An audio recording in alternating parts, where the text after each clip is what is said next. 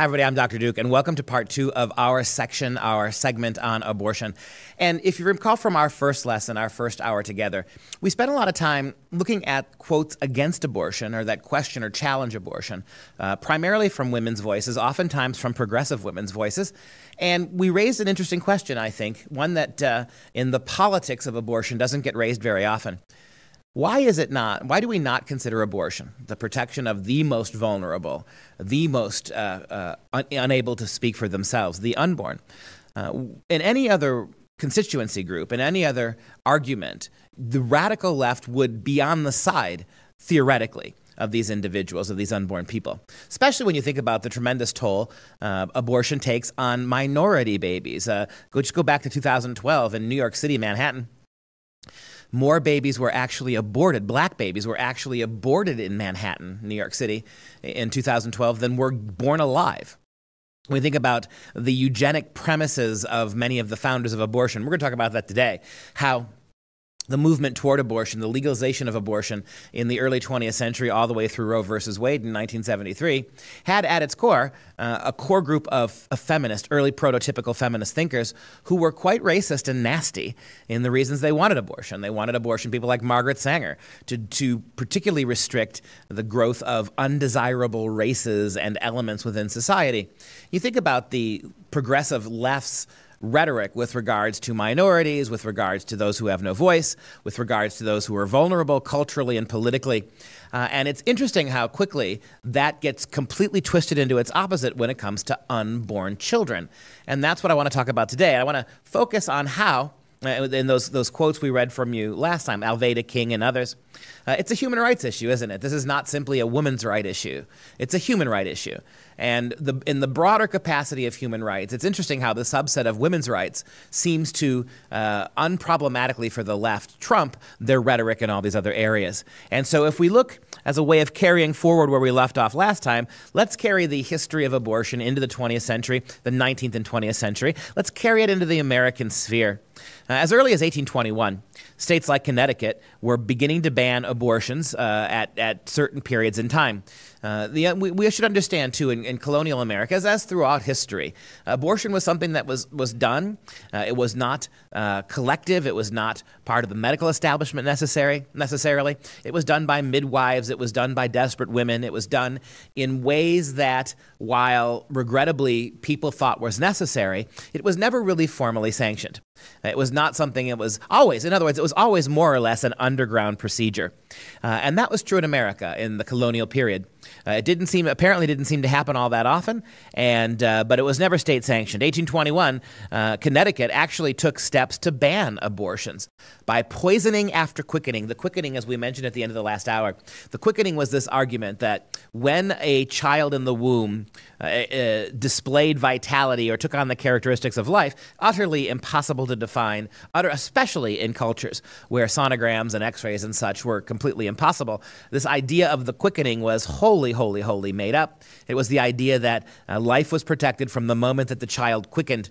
And in Connecticut, as early as 1821, bans on abortion by poisoning. It was really a very dangerous thing that these abortions took place after the child had quickened by poisoning the baby and by extension poisoning to some degree the mother.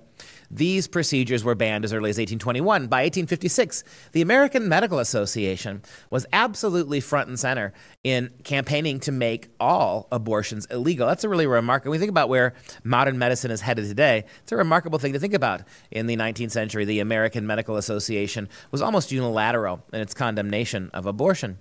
Move forward. 1873, you get the Comstock Act. This is a very important, seemingly not all that relevant, but very important initiative. 1873, the American Medical Association supported the Comstock Act, and the Comstock Act basically banned all mailing of information and advertising for abortion heading through the U.S. postal system. The idea that you could, you think about it as banning cigarette ads today from TV, or banning alcohol ads advertising on TV during certain primetime hours where kids might be watching. The Comstock Act sought to do something very similar in 1873 with mail.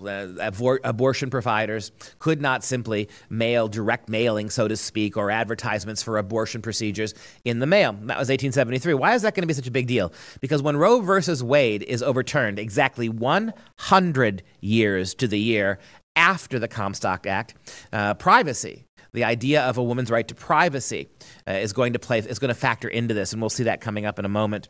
1875, in her speech, social purity feminist Susan B. Anthony also condemned abortion. And it is interesting, we mentioned this last time as well, some of the early suffragettes, some of the pioneers of women's voting rights and the right of women to have autonomy and the right to be equal before the law, many of these suffragettes also recognized in abortion a tremendous overreach in the destruction of babies, particularly by mothers. When mothers were compelled by society or social convention, or mothers had husbands who were either illegitimate or wicked and were compelled into situations of abortion. The feminist suffragettes seem universally to decry this, as they should have. But it is important to realize that the earliest wave we think of first wave feminism, let's call this pre-first wave feminism, which was actually much more mother-friendly and was very concerned about the rights of mothers before babies were born and what to do with them after they were born. The idea of abortion was not something that many of our founding feminist women, if you will, saw as a viable option. 1875, Susan B. Anthony, in her famous speech, Social Purity, actually condemns abortions or aspects in the context that give rise to abortion. Here's what she wrote in part. Guilty. Speaking of abortion, guilty. Yes, no matter what the motive, be it the love of ease or the desire to save from suffering the unborn innocent, the woman is awfully guilty who commits the deed. It will burden her conscience in life. It will burden her soul in death. But oh, thrice guilty is he who, for selfish gratification, heedless of her prayers, indifferent to her fate, drove her to the desperation which impels her to the crime. Now, this is a really interesting little statement. We should take a moment or two and parse it. Guilty. Where does the guilt fall for this? And I think it is a perfectly fair thing to say that absent fathers, that casual sex, that unreliable men, that brutal men, ununderstanding men have contributed much, obviously, to the rise of abortion, the legalization of abortion. The funny thing is, though, once abortion got legalized, you were almost going to guarantee that male behavior with regards to sexuality got better, not worse. When we libertined the culture further, when we elevated sex and sexual experience above commitment, trust, love, and ultimately marriage, we're going to see in a moment how that did not really benefit men, which did not benefit women in the long run. But if you go back to the quote from Susan B. Anthony, where does the guilt lie? Yes, no matter what the motive of an abortion. And I love that she's blunt about this. Love of ease, comfort, or maybe the desire to save from suffering the unborn innocent. I just love that. It is not a fetus. It is an unborn innocent. It is a living thing. It is a human living life. Susan B. Anthony is 100% correct about that. It is a human living life that just hasn't been born. It is innocent in its abilities. It's innocent in its nature, which means it is not guilty of anything. It has done nothing to warrant this lack of protection for it. And the comfort, right? Whether the motive for the abortion is love of ease, to make the woman's life easier, or the desire, perhaps misguided, to save from any potential suffering the unborn innocent, the idea that we must prohibit certain individuals from being born because their life will be a burden to us, or their medical care or their conditions are such that they will not have the quality of life that we think is normal. I mentioned, I believe, last time what's going on in places like Iceland, where you have countries now in Europe boasting that thanks to the technology and progress of modern medicine, they are allowing no Down syndrome babies to be born whatsoever. Iceland boasted, tiny little European country, that no Down syndrome babies were born in the last year, which means that whenever mothers became pregnant, and sonograms suggested, the possibility, even where we ended last time's show, even the possibility that there would be a potential for Down syndrome was enough to convince mothers at the urging of medical personnel and the government to abort that baby. And of course, we know that you're not just aborting Down syndrome babies, because it was almost never a situation where it was a 100% guarantee or a 90% guarantee of Down syndrome. These were much lower numbers. That was enough to spur this. So not only are you destroying a kind of genocide against Down syndrome people, whom we all know. We recognize that Down syndrome people live productive lives. They have feelings and emotions that are able to carry on complicated human relationships. They are people of faith. They are people of hard work. They are people of good cheer, as often as the rest of us are. And so to prohibit them from being born, and the babies that would not have been born with Down syndromes had they been allowed to be carried to full term, what are we doing here in the name of some kind of a normalizing of certain levels of intellectual and developmental purity? Is this really something we should be engaged in? And you ask yourself the question, this kind of genocide, this kind of killing to prevent illness. Go back to the Susan B. Anthony quote, please. This idea that maybe we are going to destroy babies in the womb to save them from suffering, these unborn innocent. In any way you frame this, she said, the woman is awfully guilty who commits the deed. And I think that's wonderfully frank. The culpability of the woman in the destruction of her baby is paramount. And what are the reasons for it? We know that, culturally, ideas of rape and incest and something that would greatly detrimentally affect the woman's health, kill the mother potential. There's almost nobody, including most religious traditions, that would have a problem with the possibility of abortion in those cases. But we're not talking about that, and Susan B. Anthony is very specific. She says, in the love of ease or the desire to save from suffering the unborn innocent, the woman is awfully guilty who commits the deed. It will burden her conscience in life. That's back before we convinced women, particularly young women, that not only was there something to be burdened by the decision, that it was a kind of feminist liberation. This kind of playing with words that the progressive second and third wave feminists engage into this day. It's not murder, because it never was a baby, and it never was a human life. And not only is it not murder because it never was a baby and it never was a human life, it is simply a parasite. It is simply something that is a completely subordinate to you. I was in my own university classroom not too long ago, and the question of these issues came up. We were reading the Gospels. We were talking about Christ's compassion for the weak and the sick.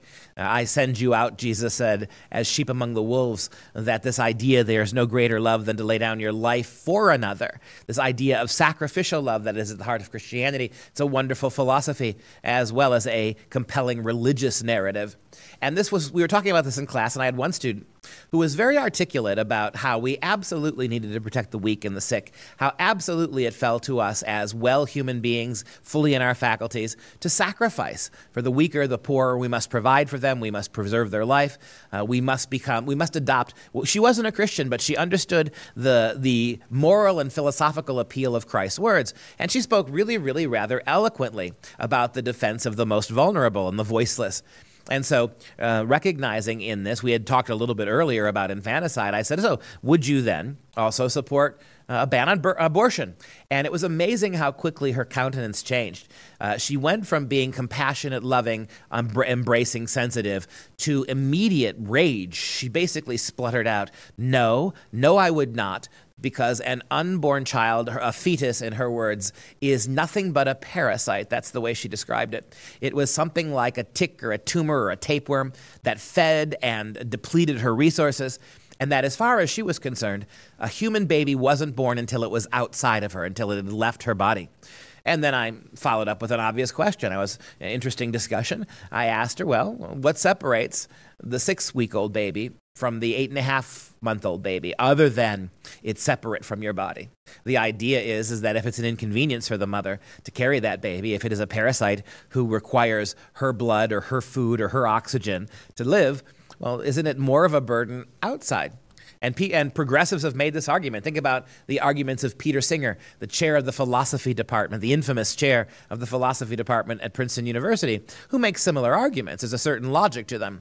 If that's how we determine life, that the mother is 100% control of when it's a child and when it's not, at her whim, then is an 8.5-month-old baby in the mother's womb really all that different from a 6-week-old baby out of it? The argument certainly can be made that a 6-week-old baby outside of the mother's womb requires extraordinary effort on mom or dad or parents to feed it, to clothe it, to clean it, to look after it in ways that in utero it didn't have to happen. As the mother ate, the child ate. As the mother expelled her waste, the baby's waste was expelled. As the mother breathed, the child was able to breathe as well. And so all of these things then correspondingly ask the question, with all of the added burden of the child after it's born, and Peter Singer has a certain devastating logic here. If you can abort a baby at 6 months or 8 months or 7 months in the mother's womb, why can't you abort it at 6, 7, 8 months, a year, 2 years, 3 years after it's born? After all, what do we require by way of human agency? A 2-year-old child can no more take care of itself than an 8.5-month-old baby can. And the mother and the burden on those around it becomes greater. And so I was really taken aback by the argument in class that on the one hand, and this is the point that I was trying to make in episode 1, that very sensitive people who are very, very keen on civil rights and social justice don't extend that to arguably the most vulnerable demographic that we have in the world at any given time, those who are developing and who are unborn. And so there's this very draconian sense that until, in her mind anyway, until that child sees the light of day and departs her body with her goodwill and nothing else, then that can't be considered anything like an abortion. It is merely a procedure, a medical procedure. If you go back to what Susan B. Anthony says here, guilty, yes, she says. And I love the framing of this, guilt and innocence. These are moral questions. These are human questions. They are not feminist questions. They are not questions of simply bodily reality. They are not questions that Susan B. Anthony lays out here. They are not simply questions of right of control or organistic dominance. They are questions of morality and ethics and virtue and love behind them. Guilty, yes.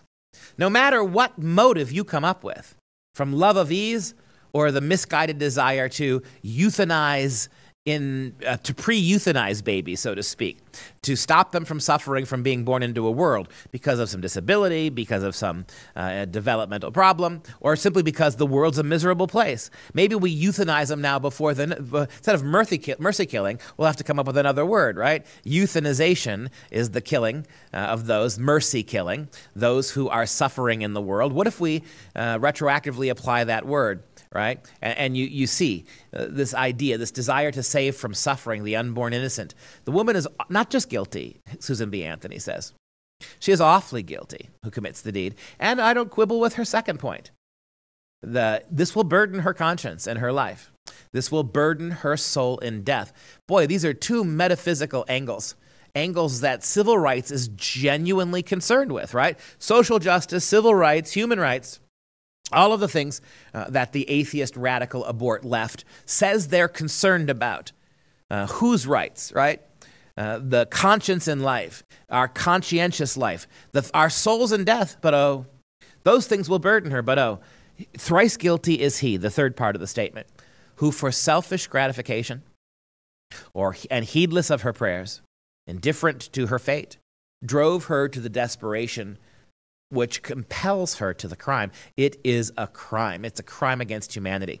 We think about the horrible experiments that Hitler and the Japanese, for that matter, did on infants and the unborn, did on baby twins when they were born. This horrible mutilation, this treating of living human babies as nothing more than an extension of the fetus, right? Babies that were born to Jewish women were not treated as living things. They were disposed of and tormented and tortured and experimented on in the same way that we treat unborn babies as parasites or just cells or clumps of developing tissue.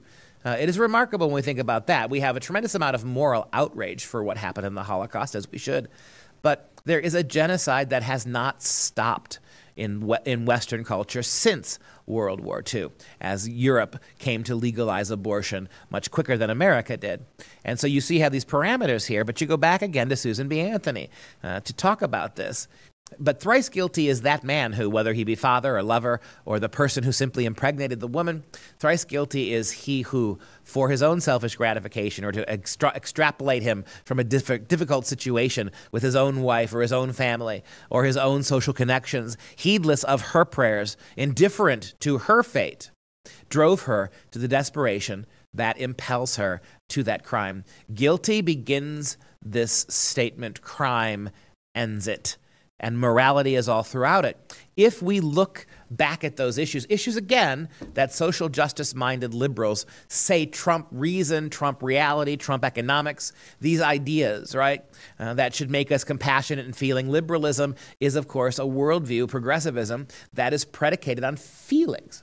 And what's hard to understand about this is these virtue signaling, these feelings of justice and equality and equity and tolerance that the leftists continually preaches to us, that when it comes to these unborn children, it is nowhere to be found.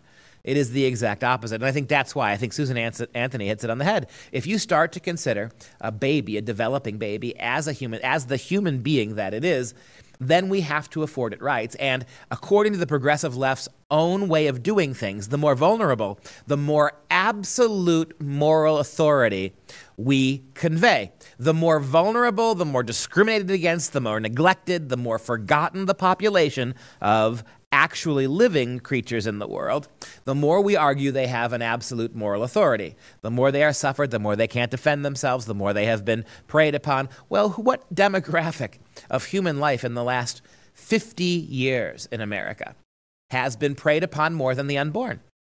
Who has died more?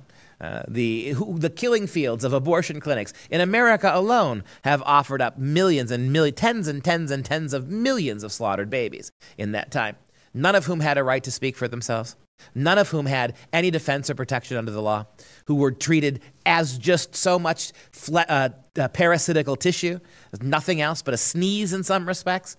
It's highly, highly, highly problematic and incredibly different to square with the progressive agenda in terms of their own boastful compassion.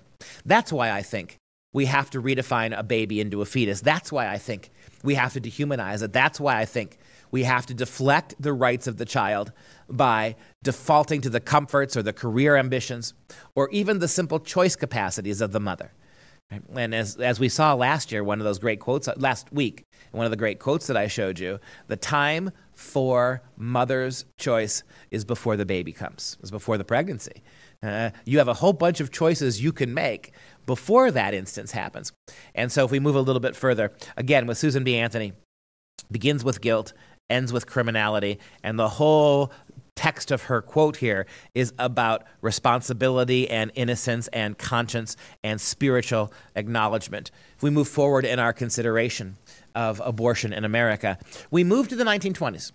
We saw the 19th century, even the suffragettes, even the emerging feminist movement really take a stand for life, right?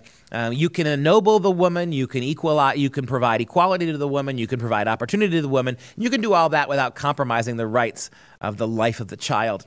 We get to the 1920s, and we know the 1920s is the era of the Gilded Age. We know it's an era of a rapidly changing sexual landscape. We know in many respects it is the beginning of the sexual revolution. If you think about how the images of women, the representations of women, how everything from jazz to music to dance changed, how swimsuits, if you look at swimsuits prior to the 1920s and then what you get in the 1920s, we see a very strong move towards a much relaxed sexuality.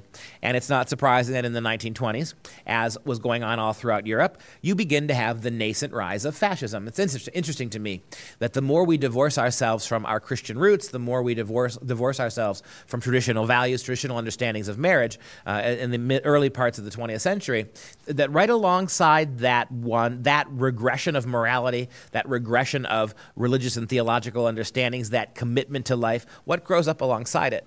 What seems to grow up alongside of that, almost going the opposite way, as the values and the traditional norms recede, what grows is an increasingly fascist aspect to every aspect of humanity.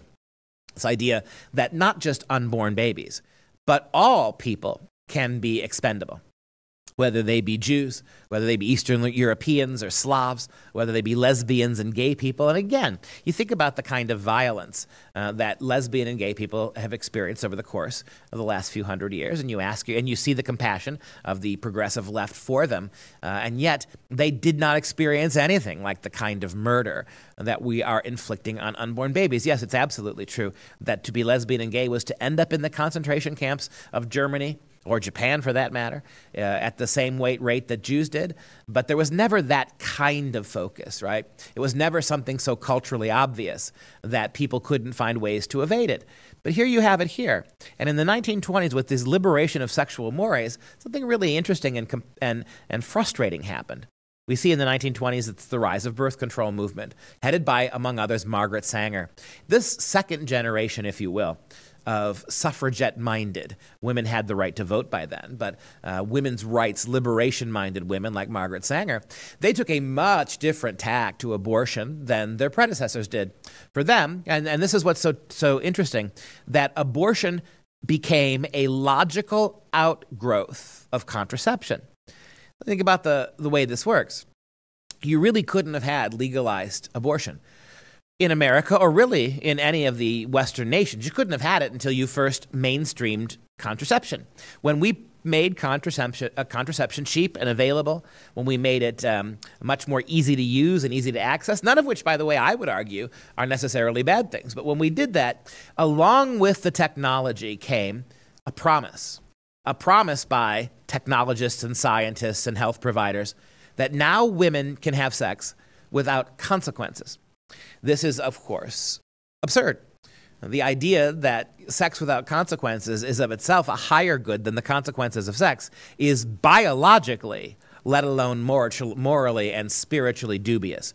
This idea that in the recession of the family, in the recession of traditional marriage, in the recession, the depression, if you will, of traditional moral values when it came to life, when it came to children and families, that somehow the sexual act as an individual act was elevated above all of those things without any epistemological understanding of what the primary purpose was. In other words, sex for sex's sake came to be the mantra. And with all of this birth control that was being developed, again, not in itself a bad thing, but the premise of it was that you're entitled to sex without babies. And when that happened, and I think the Catholic Church made this point all throughout the 20s, 30s, 40s, and 50s, the Catholic Church pointed out that if you start from that premise, that the primary purpose of sex is expression or love or marital bliss or pleasure, then by definition, and you made it easy, you facilitated the ability to have sex with greater and greater reduced possibilities of pregnancy, then you opened a can of worms. What happened when women did get pregnant? Because as we know to this day, highly sophisticated birth control doesn't always work. Condoms are oftentimes not enough to prevent pregnancy. There is seemingly loopholes and problems and blank spaces, if you will. With most modern methods of birth control, we have yet to develop a perfectly 100% guaranteed birth control for sexually active people. And because of that, you have already promised those people that sex doesn't have to mean anything. You've already promised them that there should be no consequences to sex. Then suddenly the technology fails and the questionable ethics are called to account. Well, then you can't undo the promise. Abortion had to become de facto contraception for people who were promised something else by their culture.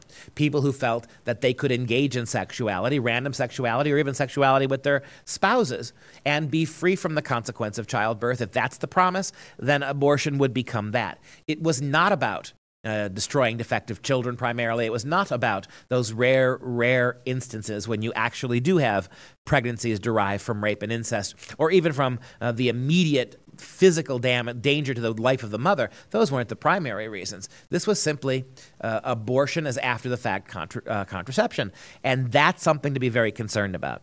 That, again, after the moment of conception, after the consequences, the biological, natural consequences of sex kick in, well, then we have to go back and retroactively undo it. And that's the problem with what happened in the 1920s. We get the rise of birth control movement right about the time we were getting the rise of fascism, right about the time we were beginning to justify, in a kind of socially Darwinistic way, the murder of all sorts of innocents, right? Those who don't fit, those who are too poor or too sick, those who are too old, or culturally, right? This idea that we had to weed the races out, that there were some races that were nobler than others, that there were some races that promised greater efficacy and longevity and stability for the human race, and others, according to the scientists. Let's not let the scientists off the hook here. It's always amused me in a disturbing way that whenever anybody does something bad in the name of religion, whenever anybody does something bad in the name of religion, it is always for the progressive the fault of religion. The religion itself is, unless of course you're dealing with Islam, which is another one of these interesting quirks, right? You think about how sensitive the left is to almost every voiceless person except the most voiceless of all, the infant. And you think about the left's position with regards to religion. Bad things done in the name of religion, usually always for the left, is a condemnation of the religion, certainly of Western religions like Judaism and Christianity.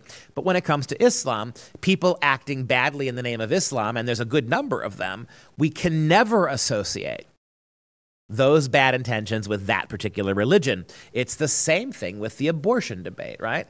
That the weakest among us, the most vulnerable, the most voiceless, the unborn, they don't qualify on our radar as actually being people, at least for the progressive left. And there you have that, again, the problem with abortion and why many feminists oppose abortion, why many of the leading early feminists opposed abortion, why this idea that you cannot be for all those other things and be so radically unconcerned with this and the consequences of this kind of practice. In the 1920s, we go back to our chart, the rise of birth control movement headed by Margaret Sanger, perhaps the most famous of the proponents, but she was also a proponent of eugenics, like so many people in the 1920s. Woodrow Wilson in the 19-teens, President of the United States, was a big eugenicist. Margaret Sanger was a huge eugenicist. She was somebody who believed in the power of birth control and abortion, yes, to empower women's choices, but also to eradicate and prohibit the birth of undesirables, primarily racial undesirables and mental and health undesirables, the sick, the weak, those who Christ most enjoined us to take care of. Christ argued that the greatest love was this kind of sacrificial love. Again, send you as sheep into a world of wolves. The job here is to love that way, love the sick and the weak and the helpless that way. The stronger we are, the more we are called to love in that sacrificial way. But along with all of this rose eugenics. And there were many, many Americans that have dabbled with this in the teens, in the 20s, and the 30s, that we never did have a full-fledged fascist movement in America. But what we did have was a lot of sympathizers to this argument that science now should help us weed out and eliminate the weaker races, the weaker species, so that there would be a greater productive reproduction system where only stronger genes and stronger cultures rose. If you actually look at what Margaret Sanger said, and these are some very famous statements, in an interview to the New York Times in 1923, she wrote, she said, birth control is not contraception indiscriminately and thoughtlessly practiced. That's an important sentence.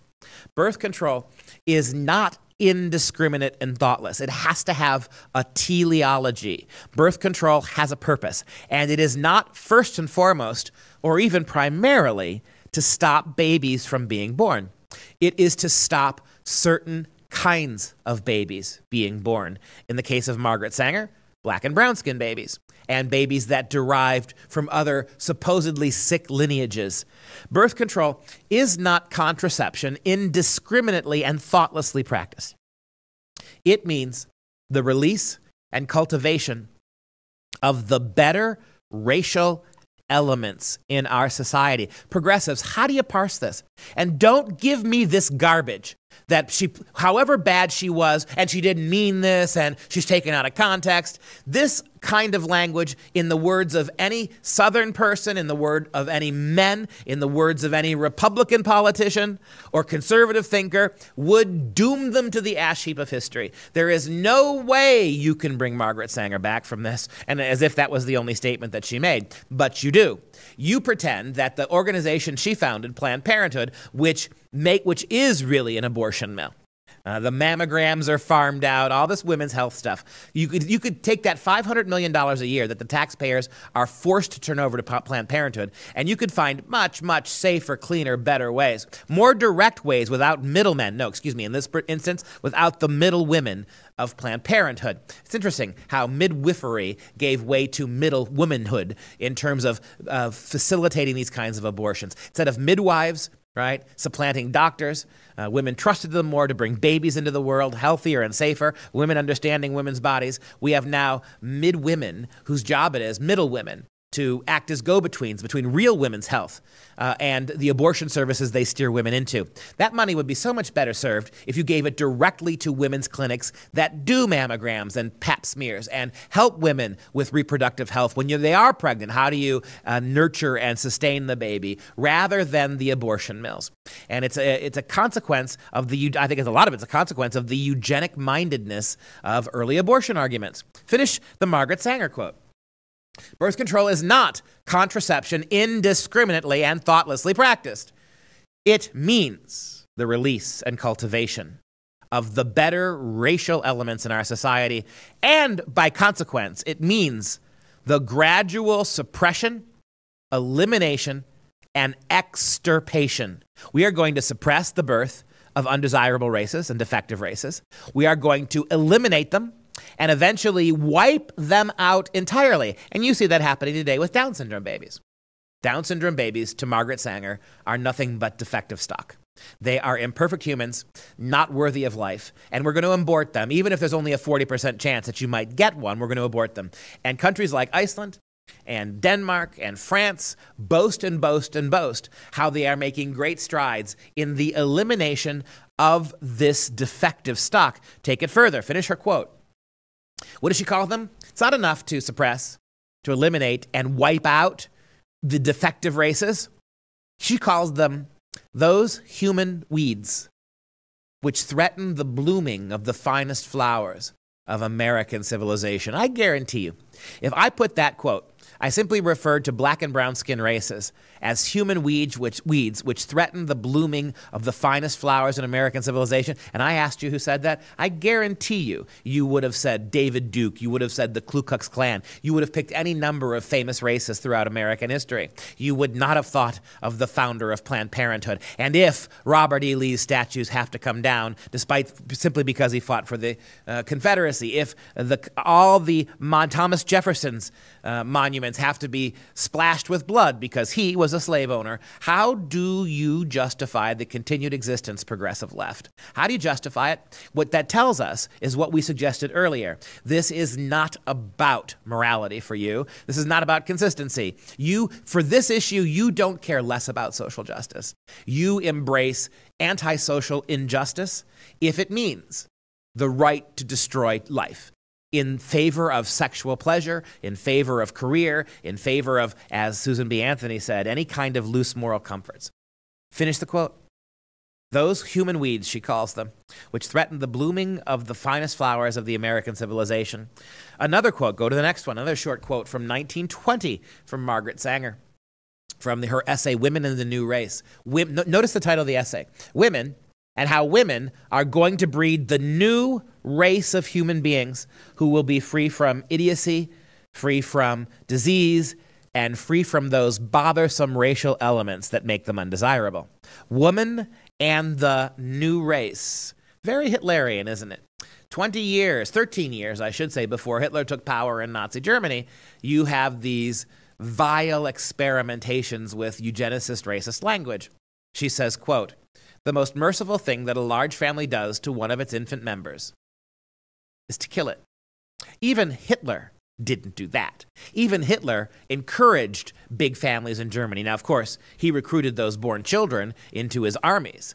But it's odd to think that Hitler may have had been a little bit more forward-thinking on large families and many babies than Margaret Sanger was. The most merciful thing. And notice this twisting of language. Think about the moral clarity that we saw in Katie Stanton last week, or we saw in Susan B. Anthony this week. This is moral. It's a simple moral question, right? You separate the politics from this, it's killing a living thing for your own comfort. That's 99% of abortions right there. Look at how Margaret Sanger has already engaged in the kind of Orwellian doublespeak where black is white and truth is falsehood. She says the most merciful mercy. Mercy is to destroy otherwise healthy members of families who happen to have too many children. The merciful thing you can do to it is to kill it. It's Margaret Sanger in 1920. And if we jump ahead from there, it was a short time. I already explained this is what happened, right? When the primary right of sexuality was not to get pregnant. That sexuality had to be divorced from pregnancy, or else women were enslaved. to some degree, forget the fact that the vast majority of abortions were women who engaged in consensual sex, who chose to have sex. Nevertheless, we had to get to the point where we criminalized the child aspect of it, made it seem like it was some kind of an undue burden. By 1963, the Society for Human Abortion is established in San Francisco, and they went on a major crusade to rewrite the norms of abortion. The media, in other words, the media wing of left-wing atheistic propaganda, as it's been churning since the Bolshevik Revolution, continued to churn here. By 1965, this is really important. The Supreme Court ruled that the Constitution protects the right to privacy, women's right to privacy. Interestingly, there is no such argument in the Constitution. Supreme Court justices teased it out of penumbras, shadows and umbrellas of meaning that aren't necessarily there, but that they have to be massaged and manipulated. And that's an important one, because when Roe versus Wade was going to be passed in 1973, just 8 short years after the reacting Griswold versus Connecticut, after that happened, it was going to be, ironically, not because the Supreme Court decided when a baby was a living thing, not because the Supreme Court understood the medical implications. In fact, the Supreme Court in Roe versus Wade, 9 men, right, this always gets me too, I thought men weren't supposed to have any say in this. I thought men deciding the fate of women's bodies was a bad thing. Well, I'm being facetious here. As long as women side in favor of female emancipation, which to the modern progressive means the ability to destroy their children, well, then those men are okay. 9 men in Supreme Court robes who categorically admit in Roe versus Wade that they really don't know when life begins. Radically don't understand it. But for the sake of this new privacy, this new-found constitutional right to privacy, that was going to be the justification for legalizing abortion. When you think about how flimsy, how questionably legal, how straining all sorts of constitutional precedents this was to get there, they were really desperate to get there by hook or by crook. And Griswold in 65 was a necessary first step.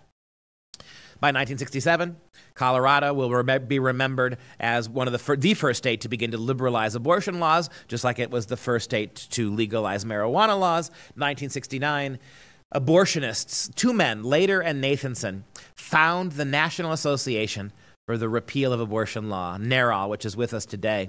And what's interesting is that Nathanson, both male doctors, but Nathanson later backed away from NARAL and admitted publicly, Nathanson, that he made up statistics and made up horrifying cases that never really happened of women being raped, that never really happened to simply justify the creation of NARAL. We're going to find out, as you know, from Roe versus Wade, that the plaintiff, Roe, McCorvey completely recanted all of this. She became a devout Catholic later in life and argued that she was utterly manipulated by the lawyers who were simply trying to find a premise to pass abortion rights.